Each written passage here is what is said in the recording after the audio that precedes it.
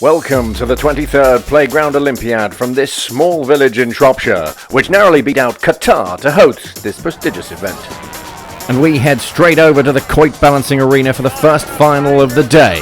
Mary Jo Beth, Bobby Jean Randall III, USA, lane 1. Nope, I'm not saying that. Lane 2 from Honduras.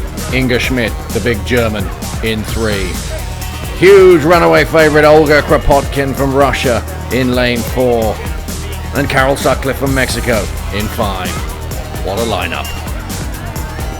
There have been rumours of state-sponsored doping coming out of Russia for some time, although nothing has been proved, but maybe there's some validity. You have to say, this Russian really is a big, frightening bitch. She looked slightly vulnerable in her semi-final, but uses her slight physical advantage to great effect here, powering on through to a dominant gold medal victory. The Russians looking in unstoppable form on day one, and there was also victory in the hopscotch competition with the ever so slightly masculine Mimi Korsakov successfully defending the title she won in Umbabani 4 years ago. In the final of the girls' under-9s netball, it was the turn of the plucky, gifted Italians to try and upset the odds, despite the Russians having an average height difference of over a foot per girl. And so it quickly proved. Racing out to an early lead, they were never to relinquish, never allowing the Italians to settle into their quick, rhythmical passing style, with goal machines Maria Yuchenkova and Anne Yuchenkova dominant under the basket.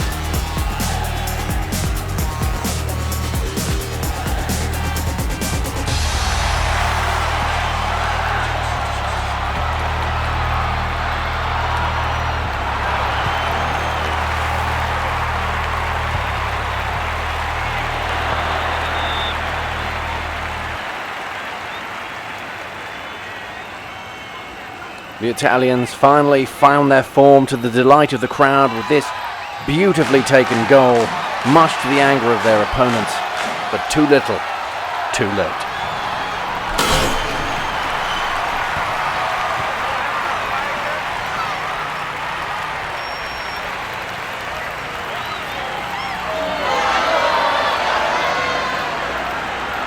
If there was an upset needed, however, to bolster the spirit, one was provided in the space hopper cross country with the Kazakhstan drug cheat Jackie Ribovich, that's her on the left.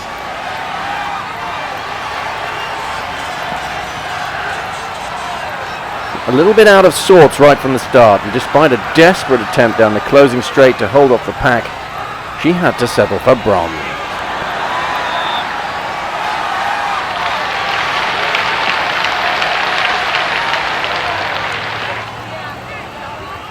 Anger turns to smiles, all friends now, of course, especially when there's sweets on offer.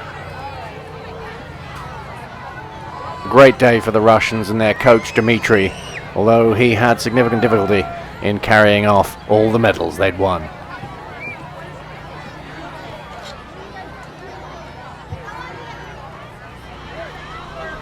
So here's what we've got to look forward to, still to come in a packed programme. At 2 o'clock we open with the hotly anticipated gobbing competition, Britain always strong there, hoping there will be enough time to mop up the playground before the What's the Time Mr. Wolf competition at 2:15, where the current Commonwealth champion has forgotten his kit, so he's got to go in pants and vest.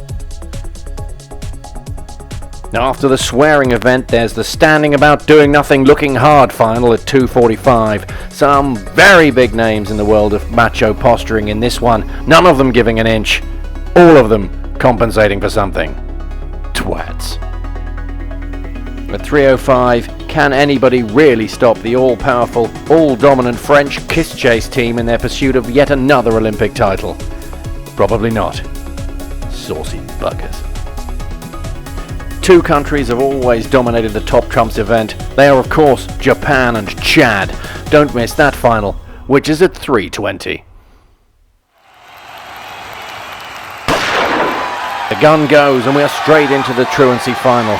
The tough Australian Dave Davidson off to a good start. We know he's got some bloody pace following his running in the corridor win yesterday.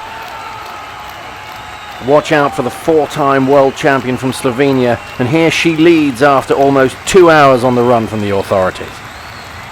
She looked strong, but it was not to be. With less than a kilometre to go, she was gunned down by the head of science, leaving us down to two, Germany and Great Britain, to fight it out for gold. The big German powers towards the finish, but he's brutally taken out by the modern languages professor.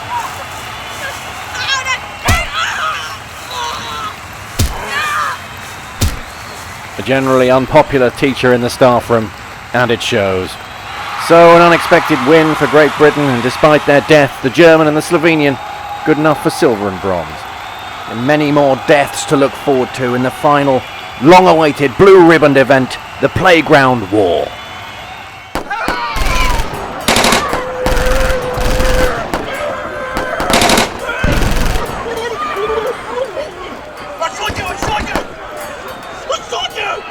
Some 142 countries fighting it out for the title, apart from Switzerland, who remain neutral.